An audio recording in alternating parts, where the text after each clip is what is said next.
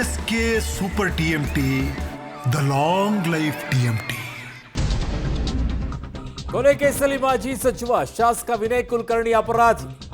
ಶಾಸಕ ಸ್ಥಾನವನ್ನ ಕಳೆದುಕೊಳ್ಳಲಿರುವ ವಿನಯ್ ಕುಲಕರ್ಣಿ ವಿರುದ್ಧ ಕೊಲೆ ಸಂಚು ಈಗ ಸಾಬೀತಾಗಿದೆ. ಅಪರಾಧಿಯಾಗಿ ನಿಂತ್ಕೊಳ್ತಾ ಇದ್ದಾರೆ. ಮತ್ತೆ ಜೈಲಿಗೆ ವಿನಯ್ ಕುಲಕರ್ಣಿ ಹೋಗ್ತಾರೆ. ಕೊಲೆಗಾರ ಅಂತ ಹಣೆಪಟ್ಟಿಯನ್ನ ಕಟ್ಟಿಸ್ಕೊಳ್ಳುವಂತ ಪರಿಸ್ಥಿತಿಗೆ ತಾವೇ ತಂದಿಟ್ಕೊಂಡಿದ್ದಾರೆ.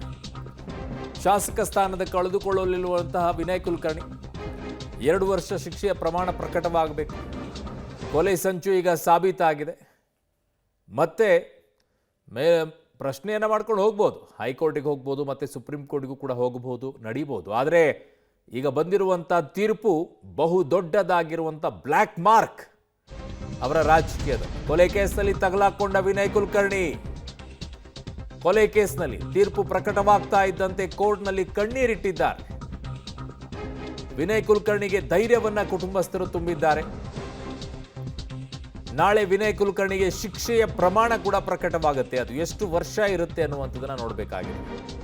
ಕೊಲೆ ಕೇಸಲ್ಲಿ ಈಗ ತಗಲಾಕೊಂಡಿರೋದು ವಿನಯ್ ಕುಲಕರ್ಣಿ ಅಪರಾಧಿಯಾಗಿ ನಿಂತ್ಕೊಂಡಿದ್ದಾರೆ. ಈಗ ಇಲ್ಲಿಯವರೆಗೂ ಅವ್ರನ್ನ ಆರೋಪಿ ಅಂತ ಕರಿತಾ ಇದ್ವಿ, ಈಗ ಅವರು ಅಪರಾಧಿ, ಕೊಲೆಗಾರ, ಕೊಲೆಯಲ್ಲಿ ಸಂಚು ಮಾಡಿದಂಥವರು.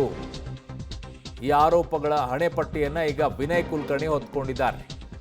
ಎಷ್ಟೇ ಏನೇ ಮಾಡಿದ್ರು, ಎಷ್ಟೇ ದೊಡ್ಡವರಿದ್ರೂ ಕೂಡ ಕೋರ್ಟ್ನ ಮುಂದೆ ತಲೆ ಬಾಗಲೇಬೇಕು. ಕೋರ್ಟ್ ಸತ್ಯವನ್ನೇ ಮುಂದೆ ಇಡುತ್ತೆ ಅನ್ನೋದಕ್ಕೆ ಮಗದೊಮ್ಮೆ ಪ್ರೂವ್ ಮಾಡ್ತಾ ಇರುವಂಥದ್ದು. ಈ ವಿಚಾರದಲ್ಲಿ ಹಲವು ರೀತಿಯಲ್ಲಿ ಮಾತನಾಡ್ತಾರೆ. ಬಡವರಿಗೆ ನ್ಯಾಯ ಸಿಗಲ್ಲ ಸಾರ್ ಅಂತ ಹೇಳಿ, ದೊಡ್ಡವರಿದ್ರೆ ಪಾರಾಗ್ಬಿಡ್ತಾರೆ ಸರ್ ಅಂತೇಳಿ. ಈಗ ಎಲ್ಲಿ ಪಾರಾಗಿದ್ರು?